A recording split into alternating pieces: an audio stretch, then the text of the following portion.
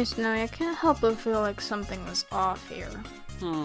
Maybe it's the fact that there's a giant freaking hole in Twig's face! Well, sorry, you didn't want to use the extras in the closet. Ruby, we tried those already and they were all in French! 어쩌다 또 하는 거야, 병신아.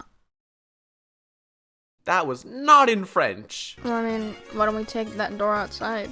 It always leads us somewhere, and maybe it'll take us someplace where we can get to a new head. I mean, there's no harm in trying.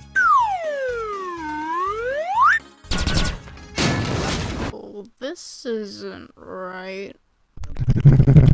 LittleBigPlanet was media molecules present to gamers and creators everywhere, whether it was its intelligent use of the platform genre to the iconic Sackboy. However, LittleBigPlanet's main selling point was it being a sandbox game. Sandbox games have always been something I've personally been really fascinated with. People have the tools to create what they want in that game. That's why games like Garry's Mod and Minecraft are as popular as they are today, and LittleBigPlanet is no exception to this. Now sure, the main gameplay of LBP was platforming, but the game was a platform to create games. Ugh, see what I did there? You can make whatever, and this led the community to creating so many amazing levels and creations of all genres, to the point where even the developers were blown away. Hell, it wasn't even just levels either. People were creating music of all sorts. There were incredible costumes people were making, hour-long movies that you can watch on YouTube right now, even straight-up digital art. The sky was the limit with this game.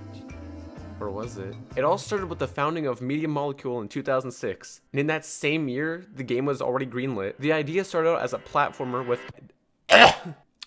with what the community knows as Yellowhead, but slowly evolved into this toy box game with the Sackboy we know and love today. And on November 5th, 2008, the game was released worldwide. This followed up with 2 sequels and a few spin-offs. What's always fascinated me with LBP is its exploits. Usually exploits in games are to take advantage of flaws in the system, maybe getting free DLC, unlocking everything in the game, cheating, or just all on malicious purposes. And sure, while that still did exist in LittleBigPlanet, the main use of the exploits was almost unheard of. Most of these big exploits in LBP were only to drive creative forces further, to create better art than the game initially wanted you to. People would exchange exploits at first between each other in like small groups. Although as time went on, more and more people were able to get access to them, and then suddenly anyone could create art that they wanted. With these newfound tools, levels created by consumers would even rival what was made by the creators. It blurred the lines between official and unofficial, and that kind of exploiting was never really an option before, or have as big of an impact on the title as this did.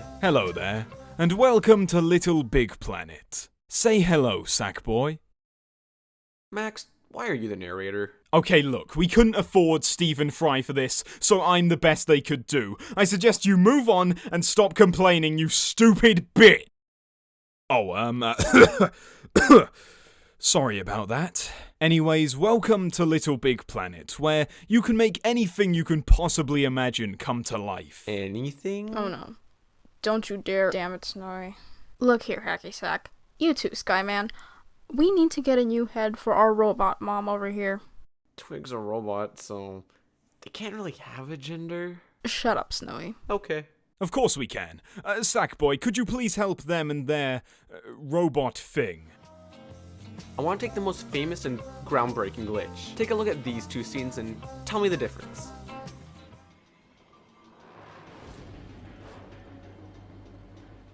Jack. Hurry.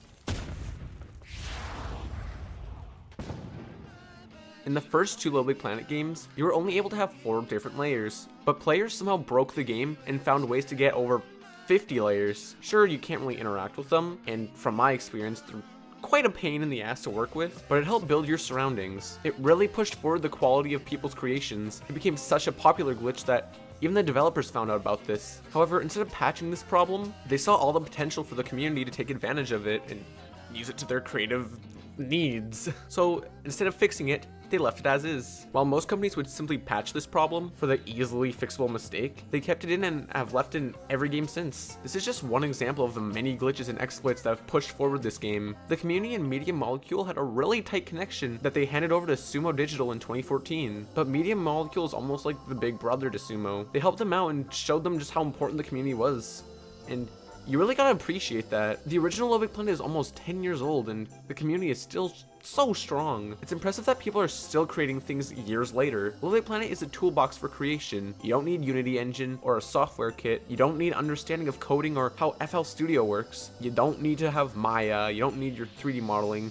All you need is a PS3 and a creative drive to push you forward. Media Molecule has since parted ways with the development of the LittleBigPlanet series and have been focusing on more of their own projects like Tearaway and a new project by the name of Dreams. But something every single one of those projects have in common is just the focus on creativity. The games are made by creative minds for creative minds. Media Molecule is just one of those companies that sees people with potential, and instead of discouraging them for breaking their game, they actually encourage it. And if you disagree with this statement, I'll leave you with this. In the older games, Sure. they can only make so much. It's kind of limited, but the community actually found ways to glitch layers and put stuff in the wow. background. So it looks really cool, but you really couldn't, let's say, interact with it. You know? Okay. You can only have Sackboy go with those 3 layers.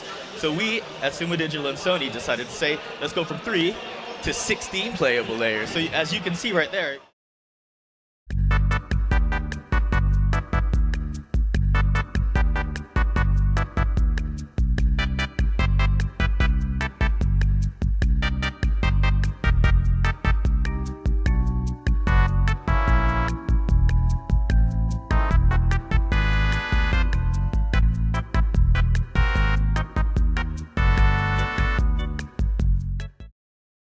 There you go, children. Your friend should now be perfectly functional. Thanks, Mr. Narrator and Sackboy. You didn't really say much. Well, I mean, I can appreciate. Okay, I'll just shut up now. Great, let's go back home. I mean, thank you for helping us.